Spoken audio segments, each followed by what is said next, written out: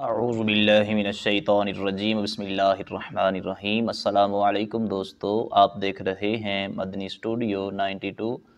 آج کے وظیفے کے ساتھ آپ کی خدمت میں حاضر ہیں، تو دعا کرتا ہوں اللہ تبارک و تعالی آپ سب کے حال پر رحم فرمائے اور امت مسلمہ کی تمام بیماریوں کو، تمام پریشانیوں کو اپنی رحمت سے، اپنے فضل سے دور فرمائے۔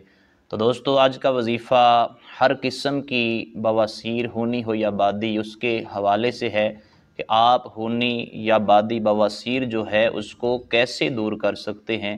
تو اس ویڈیو کو غور سے دیکھیں اور جو وظیفہ بتایا جائے اس پہ آپ عمل کریں تو انشاءاللہ تعالی اس کی برکت سے آپ کی ہونی یا بادی بواسیر جو ہے اس کا مسئلہ اللہ تبارک و تعالی اپنی رحمت سے حل فرما دے گا۔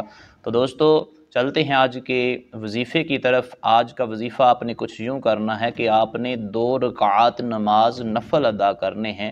تو اس کی جب آپ 2 رکعات نماز نفل اس کی نیت کر لیں گے تو اس کے بعد آپ نے سبحانک اللہ الحمد شریف اور اس کے بعد آپ نے جو سورت پڑھنی ہے الحمد شریف کے بعد، وہ سورت علم نشرح لک صدرک، اس سورت کو آپ نے مکمل تلاوت کرنا ہے۔ اور جب آپ 1 رکعت مکمل کر چکیں گے تو دوسری رکعت میں آپ نے سورت فیل یعنی الم تر کیف فعل ربک باصحاب الفیل، اس سورت کو آپ نے 1 بار تلاوت کرنا ہے، اور سلام پھیرنے کے بعد آپ نے 70 بار یہ الفاظ جو ہیں یہ تلاوت کرنے ہیں۔ وہ الفاظ یہ ہیں: استغفر اللہ رب من کل ذنب واتوب الیہ سبحان اللہ وبحمدہ۔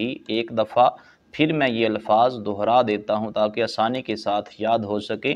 استغفر اللہ رب من کل ذنب واتوب الیہ سبحان اللہ وبحمدہ۔ جو نوافل آپ نے ادا کرنے ہیں اس کے بعد آپ نے یہ 70 مرتبہ ان الفاظ کو آپ نے تلاوت کر لینا ہے۔ تو اس کے بعد آپ نے گڑ گڑا کر اللہ پاک کی بارگاہ میں بواسیر کو دور کرنے کی دعا فرمانی ہے۔